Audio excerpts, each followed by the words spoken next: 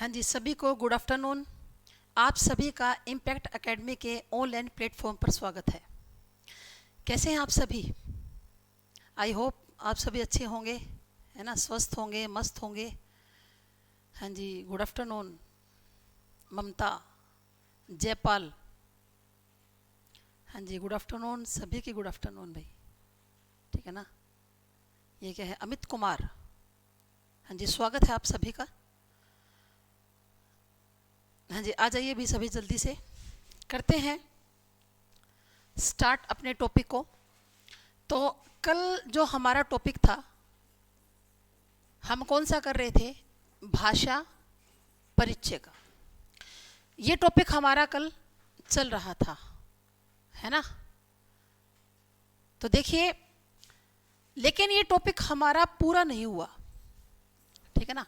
हमने इसमें क्या किया था, मैं एक बार आपको रिवाइज करवा देती हूँ। अपने को सिर्फ 5 मिनट का समय लगेगा। कि सबसे पहली बात तो कि जो हिंदी शब्द है वो कहाँ से लिया गया? फारसी भाषा से। ये एक विदेशी शब्द है। उसके बाद हमने किया कि हिंदी क्या है? हमारी राजभाषा है। यानी कि सरकारी कामकाज के लिए किस भाषा को निर्धारित किया गया? हिंदी को निर्धारित किया गया, ठीक है ना। और इसमें पूछा क्या जाएगा? अनुच्छेद पूछा जाएगा। आज तक सबसे ज्यादा बार यही प्रश्न पूछा गया है कि हिंदी को कौन से अनुच्छेद के तहत सरकारी भाषा का यानी कि राजभाषा का दर्जा दिया गया? अनुच्छेद 343 1 भाग 17 और अध्याय 1। अगर आपसे वो तारीख पूछी जाए तो कल ही था हिंदी दिवस, है ना। कल था ना, 14 सितंबर। लेकिन इसको दर्जा कब दिया गया था? 1949 को। आज भी हम हर साल 14 सितंबर के दिन क्या मनाते हैं? हिंदी दिवस मनाते हैं।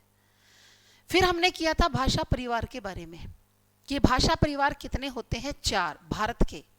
लेकिन अगर विश्व की बात करें ना, तो विश्व में तो 12 हैं, भारत में 4 होते हैं, ठीक है। कौन कौन से? भारोपीय। सबसे मेन क्वेश्चन यही है कि हिंदी जो है वो कौन से भाषा परिवार की भाषा है? तो आपका आंसर क्या होगा? भारोपीय की। और यही प्रश्न ग्राम सचिव में भी पूछा गया था। कल भी मैंने आपको बताई थी ये बात। और ये प्रश्न केवल ग्राम सचिव में नहीं, ये न जाने कितनी बार पूछा जा चुका है आज तक। इंपॉर्टेंट क्वेश्चन है, याद रख लेना। भाषाओं का सबसे बड़ा परिवार है कौन सा? भारोपीय। फिर इसको बोलने वालों की संख्या कितनी की थी हमने? 73%। दूसरा कौन सा था? द्रविड़। द्रविड़ भाषा परिवार 25% लोग थे। आग्नेय या ऑस्ट्रिक 1.3% लोग बोलते हैं। और चीनी तिब्बती या तिब्बत वर्मी कितने बोलते हैं? 0.7%, ठीक है ना। तो अब चलें आगे। इसके अंदर अब हम आज क्या करेंगे? बोली के बारे में। आज किसके बारे में पढ़ेंगे? बोली के बारे में। तो ये जो बोली है ये कहते किसे हैं? तो बोली जैसे हरियाणवी है ना, ये हमारी बोली है। अब जो लोग हैं बोली के लिए भाषा शब्द का इस्तेमाल करते हैं और भाषा के लिए बोली शब्द का इस्तेमाल करते हैं। वो किस कारण? ज्ञान ना होने के कारण। ये दोनों एक नहीं होती। बोली और भाषा में क्या होता है? अंतर होता है, ठीक है ना। बोली किसे कहते हैं? तो इसकी पहली खासियत तो क्या है कि बोली भाषा का लघुत्तम रूप है। ये क्या है? भाषा का लघुत्तम रूप है। ये लघुत्तम इकाई नहीं है कि बच्चा केवल एग्जाम में क्या देखता है? इस लघुत्तम शब्द को देखता है। लघुत्तम माना छोटे से छोटा, और वो ये रट के जाता है कि अगर छोटे से छोटा पूछा जाएगा ना तो मैंने हमेशा वर्ण को ही टिक करके आना है। पर यहाँ उसका क्वेश्चन गलत हो जाता है, क्योंकि अगर भाषा की छोटी से छोटी इकाई पूछे ना तो वो वर्ण है। अगर भाषा का छोटे से छोटा रूप पूछ रहा है तो आप वर्ण को नहीं कहोगे, आप किसको कहोगे? किसको कहोगे? बोली को कहोगे। ये भाषा का लघुत्तम क्या होता है? रूप होता है। उसके बाद ये जो हमारी बोली होती है इसको बोलने वालों की संख्या क्या होती है? बोलने वालों की संख्या थोड़ी होती है, ठीक है ना। बोलने वालों की संख्या थोड़ी होती है, कोई भी बोली हो। अब जैसे हरियाणवी हमारी बोली है, ये कोई भाषा थोड़ी ना है। तो हरियाणवी को बोलने वालों की संख्या थोड़ी है ना, ये पूरे हरियाणा में भी नहीं बोली जाती है ना, पूरे हरियाणा में और दूसरे भाषी लोग भी हैं, पूरे हरियाणा के लोग हरियाणवी थोड़ी ना बोलते हैं, तो ये थोड़े लोगों के द्वारा बोली जाती है। और जो एरिया होता है ना, क्षेत्र इसका, वो भी छोटा होता है। जब थोड़े लोग बोलेंगे तो क्षेत्र तो अपने आप ही छोटा हो जाएगा, है ना। फिर अगली बात इसमें, अगली खासियत क्या है कि बोली का कोई व्याकरण नहीं होता। अब हमारी हरियाणवी का कोई व्याकरण है क्या? इसका कोई व्याकरण नहीं होता भी। किसका? बोली का। सबसे मेन क्वेश्चन इसमें क्या बनता है, सबसे महत्वपूर्ण प्रश्न, कि बोली में साहित्य की रचना नहीं होती, साहित्य की रचना नहीं मानी जाती, नहीं मानी जाती। लेकिन इसका अपवाद भी होता है। हिंदी अपवादों से भरी हुई है। हिंदी के अंदर कहीं भी कोई नियम 100% लागू नहीं होता भाई। मैं आपको संधि करवाऊंगी, समास करवाऊंगी, उपसर्ग और प्रत्यय करवाऊंगी, लिंग करवाऊं चाहे वचन करवाऊं, हर बात का अपवाद है, अपवादों से ये भरी हुई है। तो देखो, इसका कोई साहित्य की रचना नहीं मानी जाती। अगर प्रश्न ऐसा पूछ लिया जाए कि किसमें साहित्य की रचना नहीं होती, तो आप क्या कहोगे? बोली में नहीं होती। लेकिन आप जीके में एक प्रश्न याद करते हो क्या, कि खड़ी बोली का पहला उपन्यास, खड़ी बोली का पहला उपन्यास वो कौन सा था भाई? झाड़ू फिरी, है ना। कौन सा था? झाड़ू फिरी। और किसने लिखा था? राजा राम शास्त्री जी ने। ये आप याद करते हो, है ना। फिर आप सोचोगे कि मैडम ने तो कुछ और बताया था कि इसमें तो साहित्य नहीं रचा जाता, लेकिन ये क्या है? ये इसका अपवाद है, ठीक है ना। जो झाड़ू फिरी है ना बुक, ये इसका क्या है? अपवाद है। फिर यहां पर मैं आपको एक लिटरेचर का क्वेश्चन भी बताती हूं जो बड़ा फेमस है, क्योंकि हिंदी के अंदर लिटरेचर के प्रश्न अक्सर आते हैं, चाहे वो HSSC पेपर ले चाहे SSC ले, लिटरेचर के प्रश्न बार बार पूछे जाते हैं भाई, ठीक है ना। तो लिटरेचर का प्रश्न क्या है यहां पर, कि जैसे आपसे पूछ लिया जाए कि खड़ी बोली के पहले कवि, खड़ी बोली के पहले कवि कौन हैं, तो आप क्या कहोगे? अमीर खुसरो। खड़ी बोली के पहले कवि कौन है? अमीर खुसरो, ठीक है ना। ये हमेशा याद रख लेना। अमीर खुसरो जी खड़ी बोली के क्या है? पहले कवि हैं, जिन्होंने क्या लिखी थी? पहेलियां व मुकरियां, ठीक है ना। आपने इनकी पहेलियां सुनी हुई है। एक थाल मोतियों से भरा, सबके सिर पर औंधा धरा, चारों तरफ वह थाल फिरे, मोती उससे एक ना गिरे। ये क्या है? ये अमीर खुसरो की पहेलियां हैं, ठीक है ना। तो देखो, अगर खड़ी बोली का पहला उपन्यास पूछे तो आप क्या कहोगे? झाड़ू फिरी। लिखा किसने था? राजा राम शास्त्री जी ने। अगर ये पूछ ले कि खड़ी बोली के पहले कवि कौन है, तो आप क्या कहोगे? अमीर खुसरो। पहले कवि पूछे तो अमीर खुसरो, और पहला उपन्यास पूछे तो झाड़ू फिरी। क्लियर है ना? बढ़े आगे। तो बोली में साहित्य की रचना नहीं मानी जाती। किसकी रचना नहीं होती भाई? साहित्य की रचना नहीं होती। फिर बोली किस में बदल जाती है? उपभाषा में। बोली किस में बदलती है? उपभाषा में। उपभाषा, उप का मतलब क्या होता है? उप तो यहां पर एक उपसर्ग है, और उप का मतलब होता है समीप, यानी कि ये भाषा के समीप वाली भाषा बन जाती है उपभाषा, ठीक है ना। रंग अच्छा नहीं लग रहा क्या? अजीब सा लग रहा है ना, तो कोई और ले लेते हैं हम। तो ये भाषा के समीप वाली भाषा बन जाती है। जैसे हम लोग बोलते हैं ना कि दुष्यंत चौटाला जी क्या हैं? आज उप मुख्यमंत्री हैं, यानी कि मुख्यमंत्री की पोस्ट के बिल्कुल करीब आज वो ही हैं। अगर किसी कारणवश मुख्यमंत्री जी काम नहीं कर पाएंगे तो काम कौन करेंगे? चौटाला जी करेंगे, क्योंकि उप का मतलब क्या होता है? समीप होता है। तो ये भाषा के समीप वाली भाषा बन जाती है। उपभाषा की खासियत क्या है? कि बोलने वालों की संख्या ज्यादा हो जाती है, ठीक है ना। बोलने वालों की जो संख्या है वो क्या हो जाती है? ज्यादा हो जाती है। पहली बात तो बोलने वालों की संख्या ज्यादा हो जाएगी।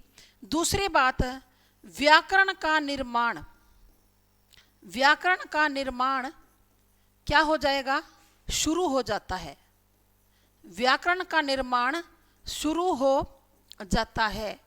तीसरी बात क्या, कि साहित्य की रचना, ठीक है ना, साहित्य की जो रचना है वो क्या हो जाती है, आरंभ हो जाती है।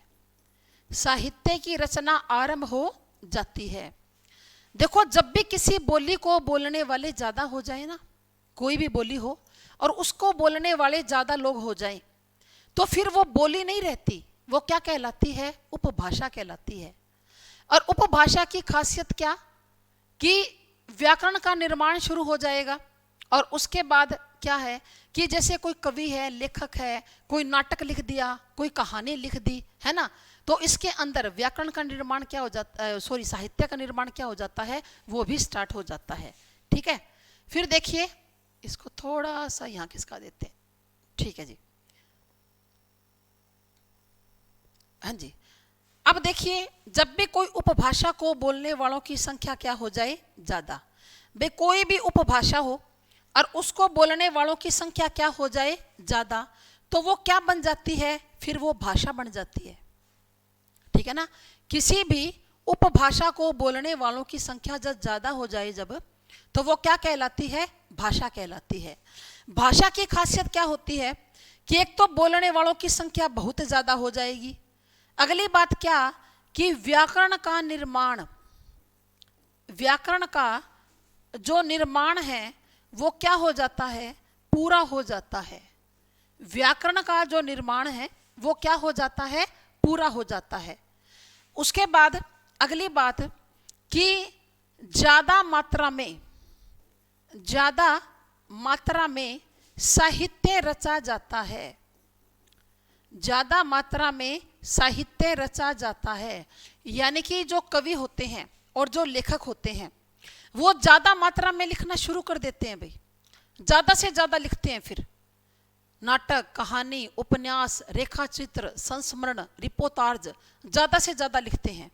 फिर जो भाषा है ना वो भी बदल जाती है। भाषा किस में बदलेगी भाई, मानक भाषा में। आप कहोगे मैडम क्या सभी भाषाएं मानक भाषाएं बन जाती हैं? नहीं, सभी भाषा मानक भाषा नहीं होती। मानक का मतलब क्या होता है, स्टैंडर्ड, और भाषा का मतलब तो हम जानते हैं लैंग्वेज, स्टैंडर्ड लैंग्वेज। तो देखिए, मानक भाषा कहते किसे हैं, ये प्रश्न आपने 10th क्लास तक बहुत बार याद किया हुआ है, बहुत बार रट्टा मारा हुआ है इस क्वेश्चन का, कि मानक भाषा किसे कहते हैं। है क्या किसी बच्चे को याद? बताएगा कोई कमेंट करके कि किसे कहते हैं मानक भाषा? है क्या याद किसी को? भाषा का शुद्ध रूप, चलो आप कमेंट करोगे, आपको टाइम लगेगा, मैं बता देती हूं। भाषा का शुद्ध रूप, उसको क्या बोलते हैं, मानक भाषा बोलते हैं। भाषा के शुद्ध रूप को, यानी कि देखो, मानक भाषा की कुछ खासियत होती है, 3 खासियत होती है मानक भाषा की। हमेशा 3 खासियत को याद रख लेना। पहली बात क्या, कि जो भाषा व्याकरण के नियमों से क्या हो, बंधी हुई हो, व्याकरण के नियमों के अनुसार काम कर रही हो भाई, उसके अनुसार चल रही हो, वो मानक भाषा होती है। दूसरी बात, जिस भाषा का प्रयोग रेडियो में हो, टीवी में हो और समाचार पत्रों में हो, वो मानक भाषा होती है। रेडियो में, टीवी में और समाचार पत्रों में, यानी कि रेडियो में इसका प्रयोग किया जाए ज्यादा से ज्यादा, टीवी में प्रयोग किया जाए। अब जैसे हमारे घर पर जो टीवी चलता है, मान लो उसके अंदर 600 चैनल लगते हैं। आजकल तो कोई यही नहीं है कि कितने चैनल लगेंगे, हजार चैनल तक लगते हैं। मान लो आप 600 चैनल लगते हैं, 600 में से हो सकता है 100 चैनल दूसरी भाषा के हो, पर 500 चैनल किसके मिलेंगे आपको, हिंदी के मिलेंगे भाई। ठीक है ना। फिर जैसे रेडियो के अंदर सबसे ज्यादा कार्यक्रम हिंदी में प्रसारित किए जाते हैं, अखबार सबसे ज्यादा हिंदी के निकलते हैं, ये खासियत होती है। तीसरी खासियत क्या, कि जिस भाषा का प्रयोग इंटरनेशनल लेवल तक भी हो, हमारी हिंदी का प्रयोग इंटरनेशनल लेवल तक भी होता है। आप एक क्वेश्चन हमेशा करते हो ना याद जीके के अंदर, कि भाई संयुक्त राष्ट्र अधिवेशन के अंदर सबसे पहले संयुक्त राष्ट्र अधिवेशन के अंदर सबसे पहले हिंदी में भाषण देने वाले कौन थे? तो आंसर क्या है? वाजपेयी जी। अटल बिहारी वाजपेयी जी सबसे पहले हिंदी में बोले थे। किसमें? संयुक्त राष्ट्र अधिवेशन के अंदर। तो अमेरिका में, कनाडा में, त्रिनिडाद में, फिजी में, मॉरिशस में हिंदी बोलने वालों की संख्या इंडोनेशिया में बहुत ज़्यादा है। यानी कि दूसरे देशों में भी हिंदी का प्रयोग बहुत ज़्यादा होता है। तो तब यही सब जो खासियत है ना, विशेषताएं हैं, ये हमारी हिंदी को क्या बनाती है? मानक भाषा बनाती है। फिर मानक भाषा का एक दोष भी होता है। वो क्या? कि भाषा का विकास रुक जाता है। अगर कोई भी भाषा मानक भाषा बन जाए ना, फिर उसके अंदर चेंजेस नहीं हो सकते भाई। भाषा का जो विकास है ना, वो क्या हो जाएगा? वो रुक जाएगा। ये इसकी क्या होता है? इसका दोष है एक। क्या है इसका? एक दोष है। ठीक है, चलिए आगे।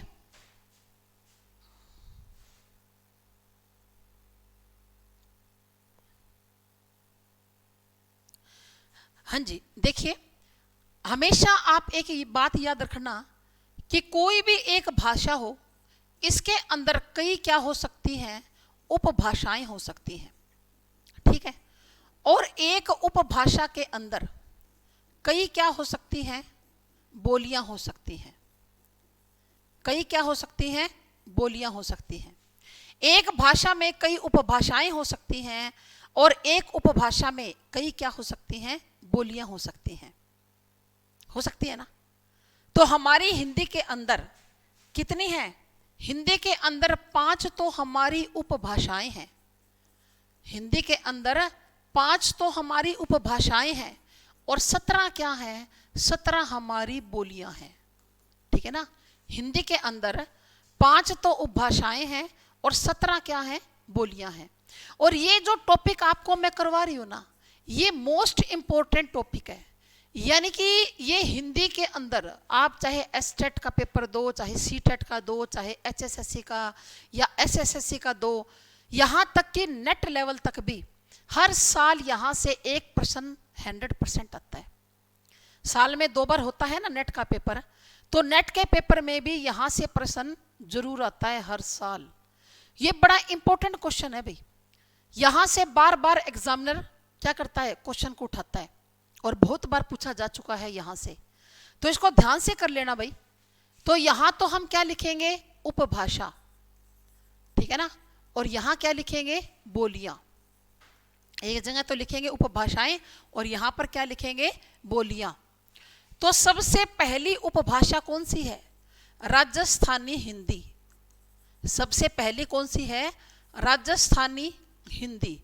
कल मैंने आपको बताया था कि जो राजस्थान का जो एरिया है ना, वो भारत में सबसे बड़ा है ना? राजस्थान का जो एरिया है वो सबसे क्या है? बड़ा है। और राजस्थानी अभी तक हमारी भाषा नहीं है, ये अभी तक हमारी उपभाषा है। लेकिन इसको भाषा का दर्जा दिए जाने पर काफी समय से विचार चल रहा है भाई। ठीक है ना? तो देखिए, इस राजस्थानी हिंदी के अंदर बोलियां कितनी आती हैं? 4। सबसे पहले कौन सी? जयपुरी। सबसे पहले कौन सी है? जयपुरी। और जयपुरी को ही क्या बोला जाता है? ढूंढानी भी बोला जाता है। जयपुरी को ढूंढानी भी कहा जाता है। यह प्रश्न 2 बार पूछा जा चुका है। एक बार तो ऐसे पूछा था कि जयपुरी बोली का अन्य नाम बताएं, और दोबारा कैसे पूछा कि ढूंढानी किस बोली का दूसरा नाम है। दोबारा कैसे पूछा कि ढूंढानी किस बोली का अन्य नाम है। तो आपको सॉरी, दोनों ही तरह से याद रखना है कि जयपुरी को ढूंढानी बोलते हैं, ढूंढानी जयपुरी का ही क्या है? दूसरा नाम है। उसके बाद अगली है हमारी मारवाड़ी। अगली है कौन सी? हमारी मारवाड़ी। मारवाड़ी को हम लोग अपनी भाषा में क्या बोलते हैं? बागड़ी बोलते हैं भाई। बागड़ की बोली है ना? जो हम ये सिरसा से आगे आगे जाएंगे ना, तो यही मारवाड़ी बोली है वहां पर, है ना? ऐसे बोलते हैं ना, भाई जी थे किन्ने गया, किन्नू आया हो, भाई जी के लो गया, भाई जी के खाओगा, है ना? तो ऐसे थे, मैं, इन्ने, बिन्ने, किन्ने, ये कौन सी होती है? ये मारवाड़ी होती है भाई। और ये कहाँ की बोली है? ये राजस्थान की बोली है। ठीक ठीक है ना। राजस्थान में रेडी वाले दुकानदार सारे इसी तरह से बात करते हैं भाई। आप गए होंगे राजस्थान, कभी मौका मिला होगा जाने का, ठीक है ना। तो उसके बाद देखिए मेवाती, और फिर कौन सी है, मालवी। मेवाती के बाद अगली कौन सी है हमारी, मालवी, ठीक है। उसके बाद देखिए नंबर 2 पर अगली है हमारी पश्चिमी हिंदी। अगली है हमारी पश्चिमी हिंदी। पश्चिमी हिंदी के अंदर 5 आती हैं भाई। पश्चिमी हिंदी में कितने आती हैं, 5 आती हैं। सर्वाधिक बोलियां पश्चिमी हिंदी की हैं। तो सबसे पहले कौन सी, हरियाणवी। हरियाणवी, हरियाणवी के बारे में यह भी याद रख लेना, आपसे अगर यूं पूछ ले कि पश्चिमी हिंदी की प्रमुख बोली बताओ, तो आप क्या कहोगे, हरियाणवी। पश्चिमी हिंदी की ये प्रमुख बोली है भाई, हरियाणवी। फिर हरियाणवी को बांगरू भी बोलते हैं। क्या बोलते हैं, बांगरू, ठीक है ना। हरियाणवी का दूसरा नाम क्या है, बांगरू। उसके बाद अगली है हमारी खड़ी बोली। खड़ी बोली, और खड़ी बोली को कोरवी भी बोलते हैं। कोरवी, कोरवी क्यों, कुरु जनपद में बोली जाने के कारण इसको कोरवी बोलते हैं। कुरु जनपद कौन सा, दिल्ली के आसपास का क्षेत्र। दिल्ली के जो आसपास का जो क्षेत्र है ना, वो कुरु जनपद बोला जाता है भाई।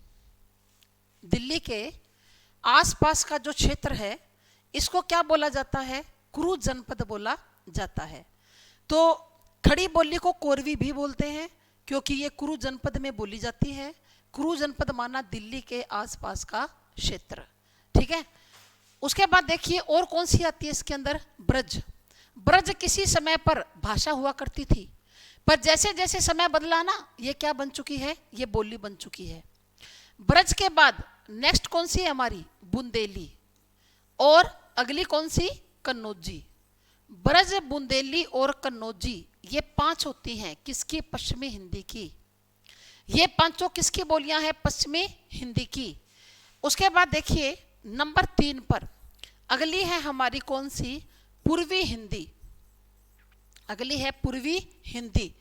पूर्वी हिंदी के अंदर 3 आती हैं।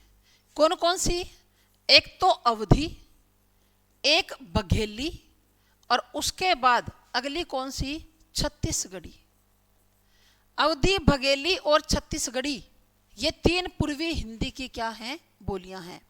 आ रहा है ना सबको समझ में अच्छी तरह से,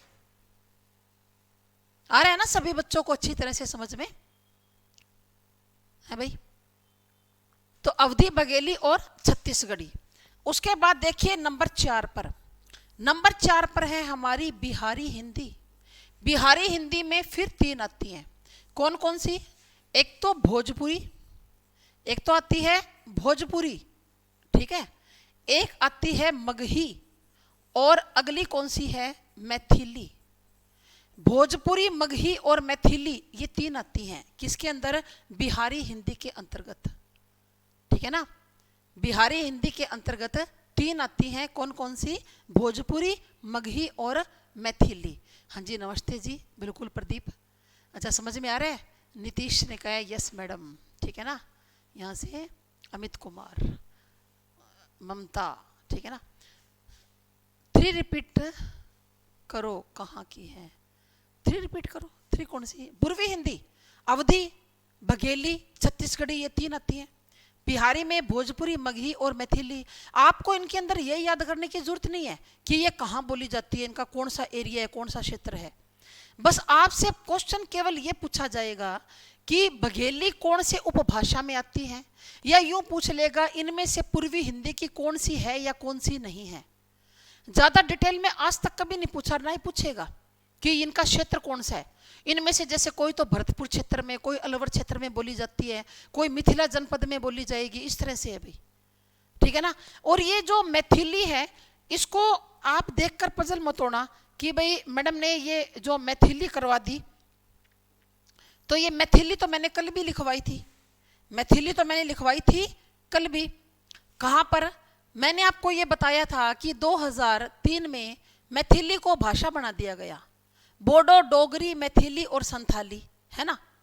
2003 में क्या बना दिया गया, इसको भाषा बना दिया गया मैथिली को। फिर आप कहोगे मैडम आपने ये बोली में भी लिखवा दिया और कल आपने इसको भाषा में भी लिखवाया था। तो इसके लिए याद रख लेना भाई कि मैथिली एक ऐसी बोली है जो भाषा भी बन चुकी है, लेकिन बोली के रूप में आज भी इसका प्रयोग हो रहा है। यानी कि मैथिली भाषा भी है और मैथिली क्या है, बोली भी है। दोनों रूपों में इसका प्रयोग होता है भाई, आज भी इसका प्रयोग हो रहा है। किसके रूप में, दोनों रूपों में, भाषा के रूप में भी और बोली के रूप में भी। अगर इस तरह का क्वेश्चन आ जाए तो हमेशा याद रख लेना कि मैथिली है जो दोनों ही होती है। उसके बाद देखो नंबर 5 पर, नंबर 5 पर लास्ट हमारी है पहाड़ी हिंदी। लास्ट है पहाड़ी हिंदी। इसमें फिर दो आती हैं भाई, एक तो आती है गढ़वाली, ठीक है, और एक आती है कुमाऊनी। एक तो गढ़वाली और एक है कुमाऊनी, ये दो हैं। तो देखो 5 और 4 9 और 9 और 8 कितनी हो गई हमारी, 17। और बस इससे ज्यादा डिटेल में आपको याद करने की जरूरत नहीं है। आप केवल इन्हीं को याद कीजिए कि कौन से उपभाषा में कौन सी बोली आती है या कौन सी बोली कौन से उपभाषा के अंतर्गत आती है। तो करते हैं याद इसको। तो देखो सबसे पहले हम यहाँ पर क्या बात कर लेते हैं कि जो राजस्थानी है ना, इसको पढ़ते हैं। राजस्थानी में 4 है, तो आप इसकी ट्रिक बना सकते हो। वो क्या, मामा मेज। ट्रिक क्या बना रहे हो आप, मामा मेज। तो मामा मेज से याद हो जाएगी ये, माँ से मारवाड़ी, माँ से मालवी, मे से मेवाती और जय से कौन सी भाई, जयपुरी। और जयपुरी का दूसरा नाम याद रख लेना, कौन सी है, ढूंढानी है। उसके बाद पश्चिमी हिंदी। पश्चिमी हिंदी की प्रमुख बोली कौन सी है, हरियाणवी। हरियाणवी को क्या बोलते हैं, बांगरू। खड़ी बोली को क्या बोलते हैं, कोरवी। अभी मैंने थोड़ी देर पहले बताया था कि खड़ी बोली के पहले कवि कौन है, अमीर खुसरो हैं। फिर यहां से एक प्रश्न और आया था एक बार, क्या पूछा गया था कि हिंदी का विकास कौन सी बोली से हुआ है। प्रश्न क्या था कि हिंदी का विकास कौन सी बोली से हुआ है। तो हिंदी का विकास खड़ी बोली से हुआ है भाई। कौन सी बोली से हुआ है, खड़ी बोली से हिंदी का विकास हुआ है। ये प्रश्न एक बार पूछा गया था, याद रख लेना आगे कभी इस तरह से आ जाए तो। फिर है ब्रज, बुंदेली और कनौजी। दो तो बै पर हैं और एक कै पर है, कैसे भी ट्रिक बना लो भाई। फिर देखिए पूर्वी हिंदी। पूर्वी हिंदी में अवधी, बघेली, छत्तीसगढ़ी। अब इसकी ट्रिक हम लोग बना लेंगे और क्या बन जाएगी, अबच। ट्रिक क्या बन जाएगी, अबच, अवधी, बघेली और छत्तीसगढ़ी। फिर बिहारी हिंदी। बिहारी हिंदी में 3 आती है, भोजपुरी। याद कैसे करोगे कि जो भोजपुरी फिल्म है वो कहां पर बनती है, बिहार में बनती है ना। भोजपुरी फिल्में बिहार में बनती हैं। फिर 2 और हैं, एक तो मैथिली और एक मगही, ठीक है ना। कैसे कैसे भी आप बना लो कि भोजपुरी बिहार में फिल्म बनती है और मैथी मांगी, मगही का मतलब मांगी लगा लो, मैथी मांगी, मगही और मैथिली। मेथी होती है ना, मेथी सब्जी बनती है। ये पहाड़ी की ये बिल्कुल अलग है, ये तो मिक्स ही नहीं होती भी, किसके साथ, किसी अन्य के साथ। गढ़वाली और कुमाऊनी के साथ पहाड़ी तो मिक्सअप ही नहीं होती है ना। गढ़वाली कुमाऊनी ये तो सॉरी किसी और के साथ ये मिक्स नहीं होती। तो ये दो तो अपने को वैसे ही याद रह जाएगी, है ना। तो कर लोगे ना याद इसको, इसको याद कर लेना। आपसे पूछा जाएगा कि कुमाऊनी कौन से उपभाषा के अंतर्गत आती है, तो आपको याद होना चाहिए ये पहाड़ी में आती है, ठीक है ना। फिर पूछ लिया जाएगा कि ब्रज कौन सी उपभाषा की है, तो पश्चिमी हिंदी की। या पूछ लेगा इनमें से पूर्वी हिंदी की कौन सी बोली है या कौन सी नहीं है। पहचान का प्रश्न आएगा, छटवा लेगा आपसे अलग एक, ठीक है भाई। तो देखो अब अपना जो ये भाषा परिचय का टॉपिक है ना, ये बच्चों अब खत्म हो गया, ठीक है ना। भाषा परिचय का जो अपना टॉपिक है ये कंप्लीट हो गया। अगर किसी बच्चे को कोई डाउट हो तो वो पूछ सकता है भाई, किसी भी प्रकार का अगर कोई डाउट हो तो वो कमेंट बॉक्स में लिख सकता है, ठीक है ना। और अब हम स्टार्ट कर रहे हैं अपना अगला टॉपिक, और अगला टॉपिक है हमारा इसके अंदर क्या, वर्ण परिचय। अगला है हमारा कौन सा, वर्ण परिचय। ये हमारा अगला क्या है इसके अंदर, टॉपिक है, यानी कि वर्ण के बारे में पढ़ेंगे। तो सबसे पहले तो बात कर लेते हैं क्या कि हिंदी में, एक मिनट भाई, हिंदी में कुल वर्ण कितने हैं? हिंदी में कुल वर्ण कितने हैं? तो कुल वर्ण हिंदी में 52 है भाई, ठीक है ना। हिंदी में कुल वर्ण कितने हैं? 52 है, 52 हैं। फिर आपसे पूछा जाएगा हिंदी में मानक वर्ण कितने हैं? मानक वर्ण, तो मानक वर्ण भी 52 है। बच्चा सोचेगा मानक तो एक आधा कम ही होगा, लेकिन मानक भी 52 है। मानक मतलब स्टैंडर्ड, वर्ण माना अल्फाबेट, यानी कि 52 के 52 व्याकरण के अनुसार बिल्कुल शुद्ध हैं, ठीक है ना। और 52 के 52 ही माने जाते हैं व्याकरण के अंदर। तो हमारे 52 वर्ण क्या हैं? बिल्कुल शुद्ध हैं, मानक वर्ण है भाई। फिर जब हम वर्ण की बात कर रहे हैं तो हम दोनों की बात कर रहे हैं। दोनों कौन? हम बात कर रहे हैं स्वर की भी और बात कर रहे हैं किसकी? व्यंजन की भी। स्वर संख्या में 11 होते हैं और व्यंजन 33 होते हैं। कुल मिलाकर कितने बनते हैं? 44 बनते हैं, है ना। आपसे पूछा जाएगा हिंदी में मूल वर्ण कितने हैं? मूल वर्ण, तो मूल वर्ण 44 होते हैं भाई। हिंदी में मूल वर्ण होते हैं 44। 52 में से 44 कट करेंगे, कितने बच जाएंगे? 8। तो आप कहोगे मैडम ये 8 क्या है? फिर ये 8 इन्हीं 44 से मिलकर बनेंगे भाई। हम करेंगे अभी थोड़ी देर में वर्णमाला कि जो 8 है ना हमारे, वो कैसे बनेंगे? इन्हीं 44 से मिलकर ही बनेंगे, ठीक है ना। तो मूल वर्ण, मूल का मतलब क्या होता है? आप मूल को इंग्लिश में रूट बोलते हो, रूट, ठीक है ना। अभी तो मैं आपको मूल वर्ण करवा रही हूं, मूल स्वर भी करवाऊंगी और मूल शब्द भी करवाऊंगी। जैसे जैसे टॉपिक हमारे आगे बढ़ेंगे ना, तो ये साथ साथ में आते रहेंगे। तो देखो, मूल, जब भी मूल की बात चले, आप हमेशा 2 बात याद रख लेना। पहली बात तो क्या कि जिसकी उत्पत्ति का पता नहीं होता। पहली बात तो क्या है बच्चों? जिसकी उत्पत्ति का पता नहीं होता। दूसरी बात, जिसके खंड या टुकड़े नहीं किए जा सकते। 2 बात हमेशा याद रखिएगा। पहली बात तो क्या? जिसकी उत्पत्ति का नहीं पता, भाई ये उत्पन्न कब से हुआ और कैसे हुआ। अगली बात क्या? जिसके टुकड़े नहीं हो सकते, खंड नहीं कर सकते हम लोग, उसको क्या बोलते हैं? उसको मूल बोलते हैं, ठीक है ना। तो मूल वर्ण कितने हैं? 44 हैं। फिर वर्ण कहते किसे हैं? तो हमेशा बच्चा ये रट कर जाता है कि ये भाषा की छोटी से छोटी इकाई है। क्या? ये भाषा की छोटी से छोटी क्या है? इकाई है। ये बात बच्चा रट के जाता है अपने घर से। लेकिन छोटी से छोटी इकाई पर 4 प्रश्न बनते हैं जो बार बार आएंगे आपके एग्जाम के अंदर, और बच्चा हमेशा ये क्वेश्चन गलत कराता है अगर उसको वर्ण के अलावा कुछ और पूछ लिया जाए, ठीक है ना। तो 4 प्रश्न कैसे? पहला प्रश्न बनेगा कि भाषा की छोटी से छोटी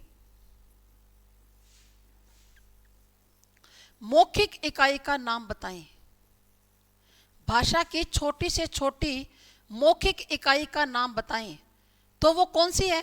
बच्चा सोचेगा वर्ण ही होती है, क्यों कि छोटी से छोटी पूछ लिया।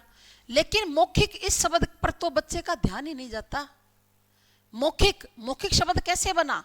मुख शब्द के पीछे, ये मुख शब्द होता है ना, इसके पीछे एक प्रत्यय लगाया हुआ है भाई, ठीक है ना। मुख शब्द के पीछे जब एक प्रत्यय लगाया तो ऊ का तो क्या बन गया? औ बन गया, औ। क्योंकि एक प्रत्यय हमेशा आगे वाले स्वर को बड़ा करेगा, और एक प्रत्यय आकर जुड़ गया, छोटी की मात्रा जोड़ दी हमने ख के अंदर, तो शब्द क्या बन गया? मौखिक। कि जो मुख के द्वारा बोला जाता है ना। तो बच्चा सोचेगा वर्ण नहीं। मौखिक इकाई भाषा की सबसे छोटी से छोटी कौन सी होती है? ध्वनि। जैसे हमने बोला क, ख, ग, तो आपको क्या सुनाई दी? ध्वनि, है ना। हम बोलते हैं ना क, ख, ग, घ, य, र, ल, व, श, स, ह। आपको क्या सुनाई दे रही है? ध्वनि सुनाई दे रही है, ध्वनि। जब मुख से बोलेंगे तो सुनने वाले को क्या सुनेगी? ध्वनि सुनाई देगी। तो भाषा की छोटी से छोटी मौखिक इकाई कौन सी है भाई? ध्वनि है। फिर ध्वनि को क्या कहा जाता है? स्वनिम भी कहा जाता है, ठीक है ना। ध्वनि का दूसरा नाम स्वनिम भी होता है, याद रख लेना। अगर किसी एग्जाम में इस तरह का शब्द आ जाए स्वनिम, तो उसमें पजल मत होना कि ये स्वनिम क्या बला है। उसके बाद नंबर 2 पर आपसे पूछा जाए कि भाषा की छोटी से छोटी लिखित इकाई का नाम बताओ। सबसे छोटी से छोटी लिखित इकाई पूछ रहा है। तो जैसे हमने लिखा क, ख, प, फ, य, र, तो ये हम लिख रहे हैं भाई। तो छोटी से छोटी लिखित इकाई कौन सी होती है? वर्ण होती है, ठीक है ना। वर्णों को लिखा जाता है, वर्णों को क्या किया जाता है? लिखा जाता है। तो छोटी से छोटी लिखित इकाई कौन सी होती है भाई? वर्ण। और वर्ण को आपस में जोड़ने से क्या बनते हैं? अक्षर। और अक्षरों को जोड़ने से क्या बनता है? शब्द बनता है, ठीक है ना। वर्ण जब आपस में जुड़ जाएं तो अक्षर बन जाएंगे, है ना। कई बार ऐसे लिखा होता है वर्ण को ही अक्षर कहा जाता है, थोड़ा सा माइनर सा डिफरेंस है, बताऊंगी बाद में ये, ठीक है ना। तो वर्ण, वैसे वर्णों के सार्थक मेल को ही शब्द कहते हैं, क्योंकि वर्ण से ही छोटे छोटे अक्षर बनते हैं। अक्षर मिल जाए तो क्या बन जाता है? शब्द बन जाता है। जैसे हम लोग बोलते हैं ना कि भाई वह निरक्षर है, ऐसे शब्द बोलते हैं ना हम लोग कि भाई वह फलाना आदमी है ना, वो निरक्षर है। निरक्षर का मतलब उसको अक्षर का ज्ञान नहीं है भाई, निरक्षर है, उसको अक्षर का ज्ञान नहीं है। और हमने क्या कहा? वह साक्षर है। साक्षर का मतलब अक्षर का ज्ञान है उसको, है ना। तो भाषा की छोटी से छोटी लिखित इकाई कौन सी होती है भाई? वर्ण। उसके बाद अगला इसके अंदर क्वेश्चन क्या बनता है कि सार्थकता के आधार पर, सार्थकता के आधार पर भाषा की छोटी से छोटी इकाई बताओ। छोटी से छोटी इकाई, सार्थकता के आधार पर भाषा की छोटी से छोटी इकाई पूछ रहा है। सार्थकता माना कि जिसका कोई अर्थ हो। सार्थक मतलब जिसका क्या हो? कोई अर्थ हो। पूछ रहे भाषा की ऐसी छोटी से छोटी इकाई बताओ जिसका कोई अर्थ हो।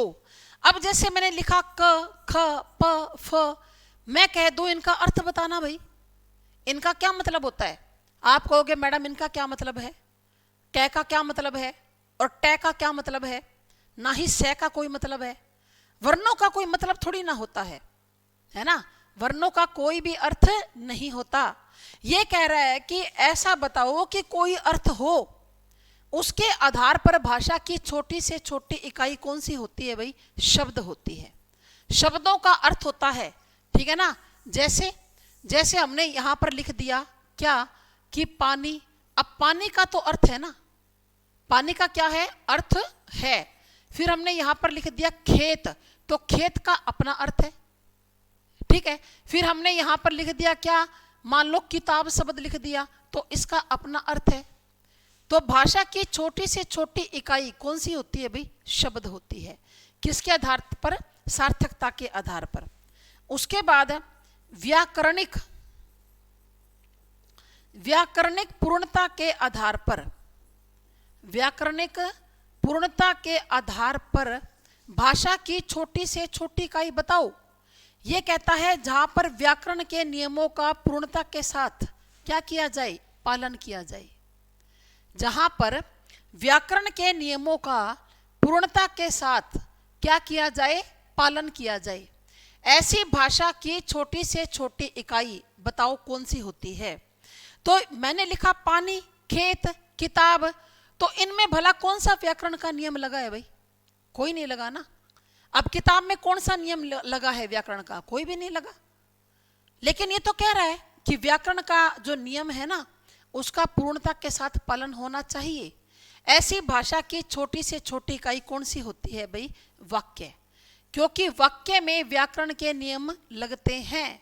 कैसे? जैसे हमने लिखा कि राम, उसके बाद लिखा रोटी, फिर खाता, और उसके बाद है। तो यहां पर व्याकरण का नियम लगा। क्या नियम लगा यहां पर व्याकरण का? कि सबसे पहले हमने क्या लिखा, कर्ता। कर्ता के बाद क्या आया, कर्म। कर्म के बाद क्या आई, मुख्य क्रिया। और मुख्य क्रिया के बाद कौन सी आई लास्ट में, सहायक क्रिया। सहायक क्रिया जिसको आप इंग्लिश में क्या बोलते हो, हेल्पिंग वर्ब बोलते हो ना, इज, एम, आर, वॉज, वर, है ना, हैज, हैव, हैड। तो ये इंग्लिश के अंदर क्या होती है, हेल्पिंग वर्ब। और हिंदी में सहायक क्रिया होती है, मतलब तो वही है, हेल्पिंग वर्ब का सहायक क्रिया हिंदी में मतलब। जैसे है, था, थे, थी, होगा, होगी, होंगे, है ना, चला, चली, चले, गया, गई, गए, ये क्या है, ये हेल्पिंग वर्ब है जिसके अंदर, हिंदी के अंदर। तो पहले हमने कर्ता को लगाया, फिर कर्म को लगाया, फिर मुख्य क्रिया को लगाया, और लास्ट में किसको लगाया, सहायक क्रिया को। तो हमने व्याकरण के नियम का क्या किया, पालन किया। तो आप देखिए ये 4 प्रश्न हमारे बनते हैं किस प्रकार से, कि भाषा की छोटी से छोटी मौखिक इकाई बताओ, तो वो कौन सी होगी, ध्वनि होगी। भाषा की छोटी से छोटी मौखिक इकाई कौन सी है, ध्वनि। और छोटी से छोटी लिखित इकाई कौन सी है भाई, वर्ण। सार्थकता के आधार पर पूछ ले तो है हमारी शब्द, और व्याकरणिक पूर्णता के आधार पर पूछे तो सबसे छोटी इकाई कौन सी होती है, वाक्य होती है भाई, ठीक है ना। अगर व्याकरणिक पूर्णता के आधार पर पूछे तो कौन सी है, वाक्य। तो देखिए अब हम करते हैं किसको, हमारी वर्णमाला को। अब हम करेंगे हमारी वर्णमाला को। वर्णमाला किसे कहते हैं, कई बार ऊपर ऊपर का क्वेश्चन आ जाता है भाई, ज्यादा गहराई में एग्जामिनर जाता ही नहीं, ऊपर ऊपर का क्वेश्चन पूछ लेता है क्या, कि वर्णमाला किसे कहते हैं। तो देखिए वर्णों के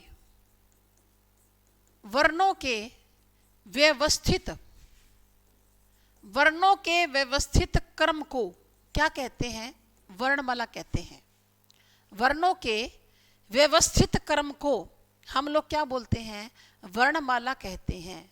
जहां पर वर्णों को क्या लगाया हो, व्यवस्था में लगाया हुआ हो, ठीक है ना, उनको क्या बोलते हैं, वर्णमाला कहते हैं। तो देखिए वर्णमाला के अंदर सबसे पहले क्या आते हैं, हमारे स्वर आते हैं भी, ठीक है ना। वर्णमाला में सबसे पहले क्या आते हैं, हमारे स्वर आते हैं। तो स्वर कितने हैं संख्या में, 11 हैं। कौन कौन से हैं, एक तो अ, उसके बाद आ, फिर ई, बड़ी ई, ऊ, बड़ा ऊ, उसके बाद री, फिर ए, ओ, और लास्ट में कौन सा आ जाएगा, औ। ये 11 क्या है, हमारे स्वर हैं, ठीक है ना। फिर जो ये स्वर होते हैं ना, इनका प्रयोग मात्रा के रूप में भी होता है। स्वर का प्रयोग मात्रा के रूप में भी किया जाता है। अब एक बार क्या क्वेश्चन पूछा गया था एग्जाम में कि मात्रा किसे कहते हैं, बिल्कुल ऊपर ऊपर का क्वेश्चन था भाई, मात्रा किसे कहते हैं। तो आप याद रख लेना कि स्वरों के उच्चारण में लगने वाला समय क्या कहलाता है, मात्रा। क्या, कि स्वरों के उच्चारण में, यहां लिख देती हूं, कि स्वरों के उच्चारण में लगने वाला समय मात्रा कहलाता है, ठीक है ना, क्या कहलाता है, मात्रा। फिर देखिए स्वर के बाद क्या आते हैं वर्णमाला में, व्यंजन। और व्यंजन कितने होते हैं, 33 होते हैं जी, है ना। और ये व्यंजन जो है ना, ये 3 प्रकार के होते हैं। सबसे पहले तो कौन से, सपर्श व्यंजन। सबसे पहले कौन से आएंगे, सपर्श व्यंजन, जिनकी संख्या कितनी है, 25। उसके बाद होते हैं अंतस्थ, उसके बाद है अंतस्थ, इनकी संख्या होती है 4, ठीक है। और उसके बाद कौन से आएंगे, ऊष्म वर्ण, इनकी संख्या भी 4 होती है। तो ये व्यंजन 3 प्रकार के होते हैं। सबसे पहले हम कौन से करेंगे, सपर्श व्यंजनों को करेंगे, सबसे पहले ये करेंगे। सपर्श व्यंजन संख्या में 25 है। कौन कौन से, एक तो क, ख, ग, घ, अंग, ठीक है ना।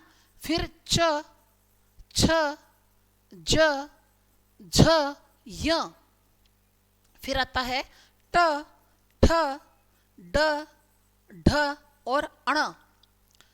त, थ, द, ध और न। फिर प, फ, ब, भ और फिर कौन सा आएगा, म। ये 25 हो गए ना, क से म तक। फिर अब हम कौन से लिखेंगे, अंतस्थ। अब हम लिखेंगे अंतस्थ। अंतस्थ 4 हैं, य, र, ल और व। उसके बाद आएंगे उषम। उषम कौन कौन से, एक तो श, फिर श, फिर स और उसके बाद ह। ये चारों क्या हैं, ये उषम है। ठीक है ना।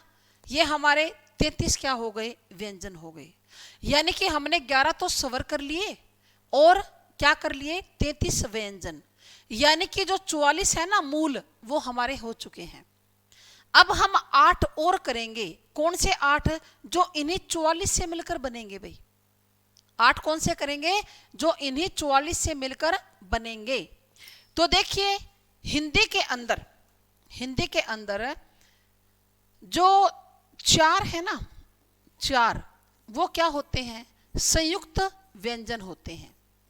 हिंदी में 4 संयुक्त व्यंजन भी होते हैं। ठीक है ना।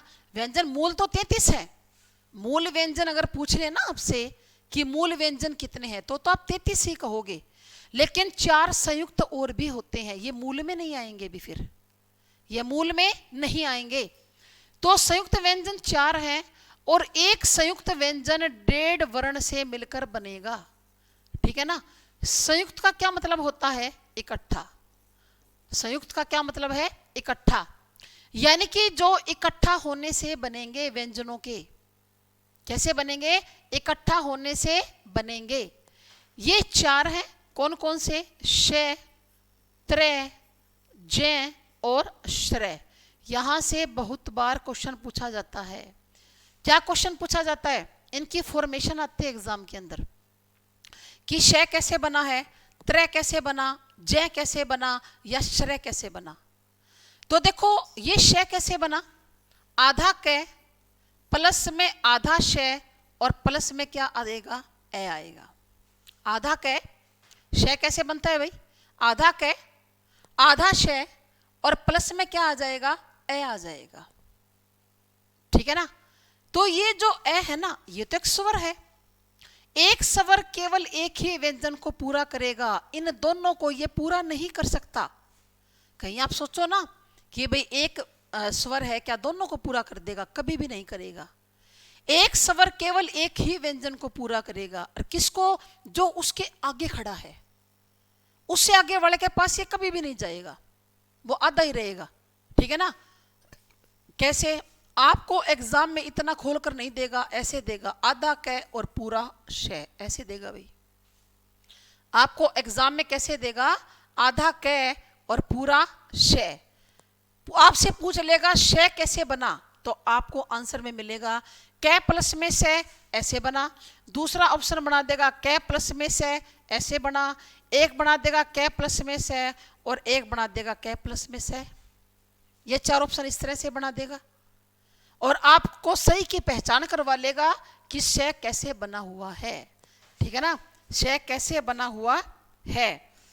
तो इनको तो कर दे।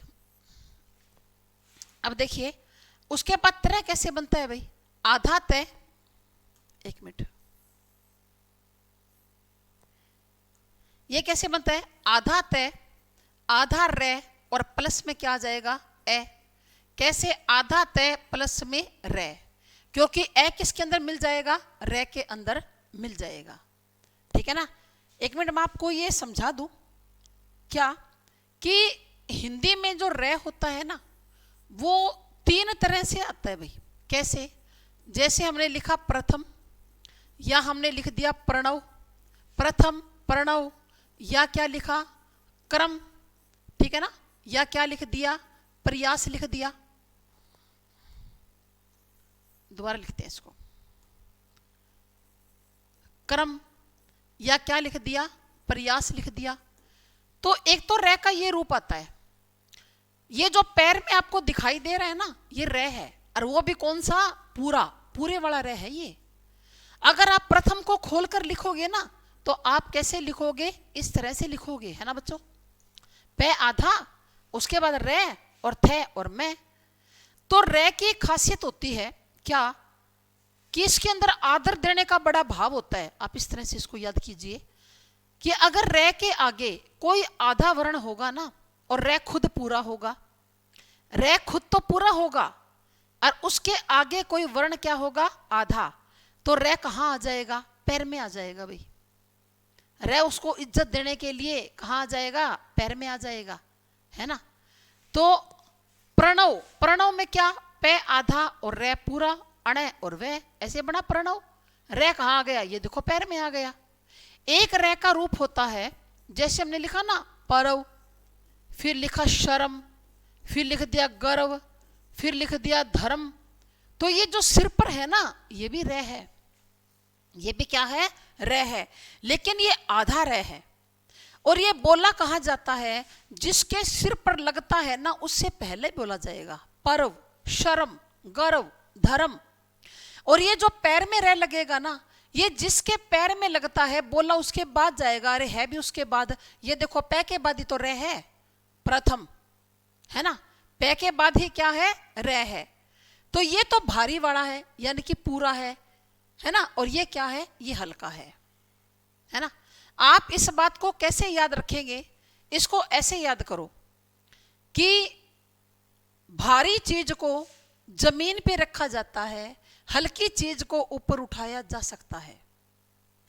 आप इस बात को हमेशा ऐसे याद रखिएगा, क्या, कि हल्की चीज को तो भाई देखो ऊपर उठा लेंगे, है ना, ये हल्का था, आधा रह है, परव, शर्म, गर्व, धर्म, आधा है तो हमने सिर पर उठा लिया। और भारी चीज को कहां रखा जाएगा, जमीन पर रखा जाएगा भाई। भारी चीज को कहां रखा जाता है, जमीन पर। तो जमीन पर जो रखा है वो भारी है, पूरा है। और देखो ना, अब जैसे हम लोग लिखते हैं सिद्ध, ऐसे लिखते हैं ना, सिद्ध, तो दै तो आधा और धै पूरा। क्या आप सिद्ध को ऐसे नहीं लिखते, ऐसे लिखते हो ना, है ना, आप सिद्ध को ऐसे भी लिखते हो कि नहीं।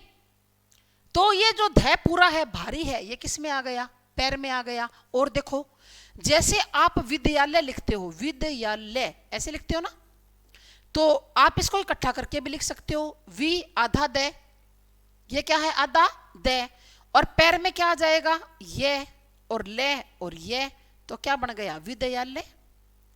अब बच्चा जल्दीबाजी में यूं लिख देता है विद्यालय, ये तो गलत है। विद्यालय कोई शब्द नहीं होता, विद्यालय होता है। विद्यालय कि विद्या का अल्य, विद्या का स्थान, ऐसा स्थान जहां पर क्या दी जाती है, विद्या दी जाती है, ठीक है ना। फिर देखिए, ये भारी है तो कहां आ गया भाई, ये पैर में आ गया। एक रे का और रूप होता है, जैसे हम लोग लिखते हैं ना ट्रक, या फिर ड्रम, या फिर ड्राइवर।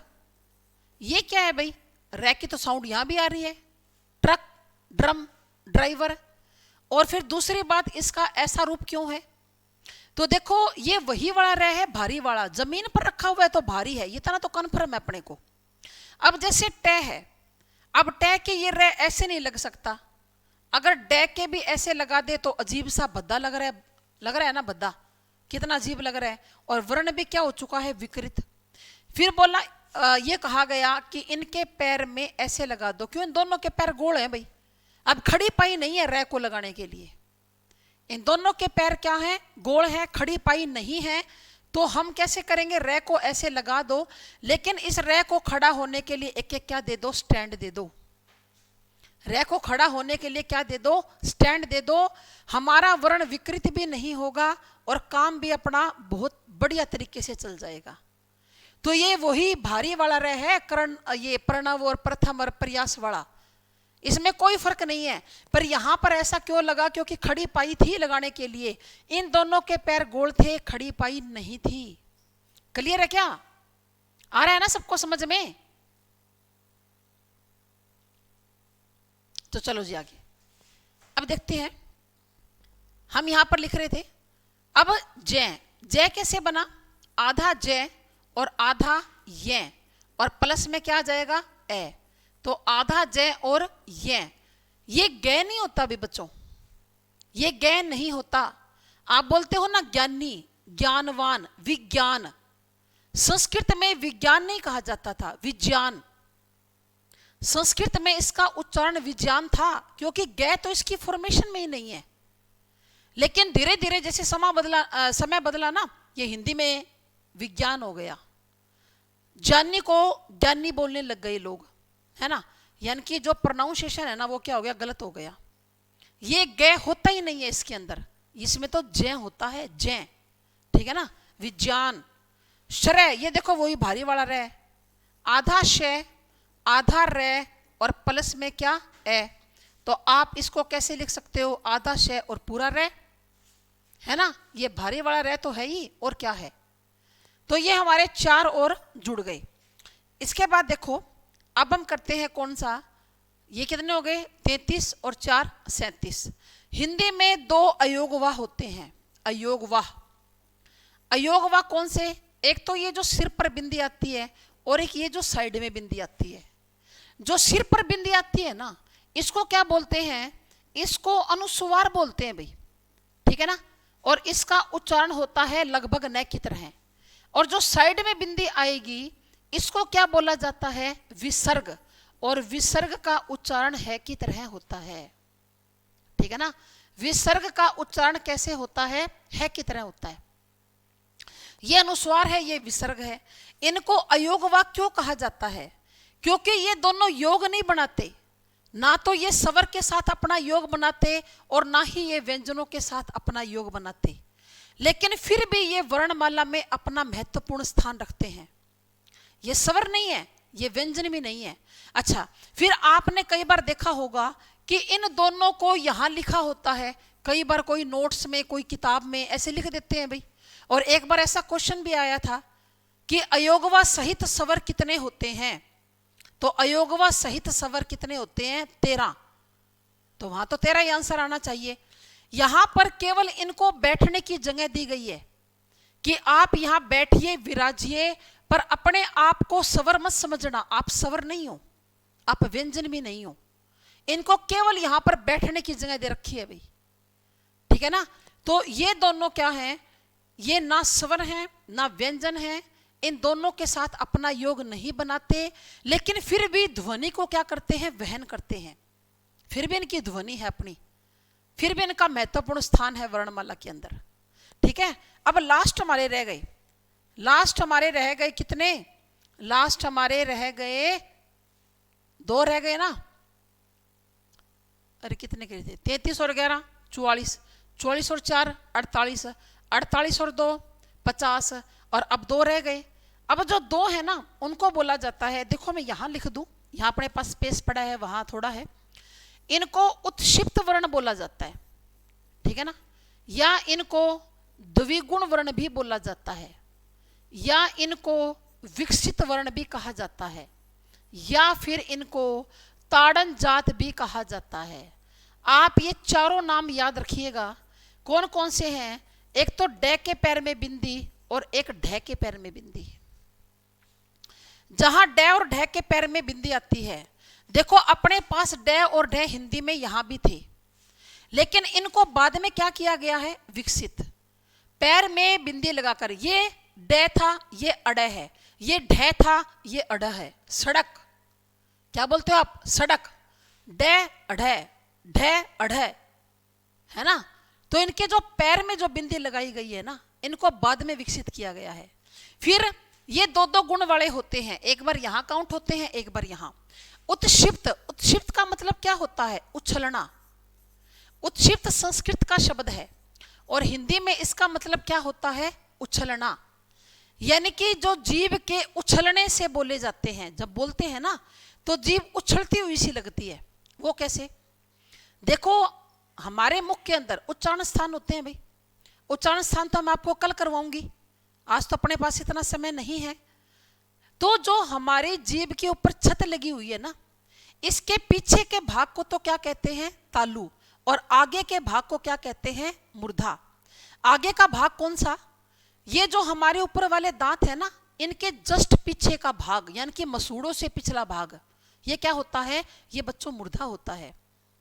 जब आप इन दोनों को बोलोगे ना तो हमारी जीभ मुर्दा को स्पर्श करके झटके से नीचे आएगी और ऐसे लगेगा जैसे जीभ उछल रही है।